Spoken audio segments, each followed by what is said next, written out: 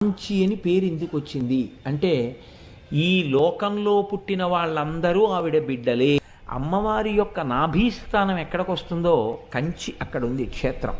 మనందరికీ అమ్మవారితో నాభీ సంబంధం ఉంది. నాభీ సంబంధం తెగినా హృదయ సంబంధం ఉంది. ఆవిడ మనకి కన్న తల్లి కాబట్టి కాంచి దేశపటాన్నంతటినీ ఒక అమ్మవారిగా చూస్తే, అమ్మవారి యొక్క నాభీ ప్రదేశం ఉన్నటువంటి క్షేత్రం కంచి క్షేత్రం.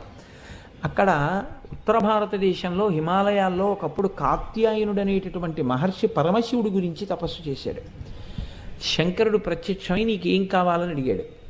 నాకు అమ్మవారిని నా కూతురిగా చేసుకోవాలనుంది అని కోరిక వెలిబుచ్చాడు.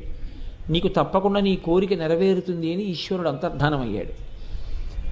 ఆయన అలాగే అనుష్ఠానాన్ని కొనసాగిస్తున్నారు. ఒకరోజు బోసి నవ్వులు నవ్వుతూ అత్యంత సౌందర్య రాశి అయిన ఒక చిన్న పిల్ల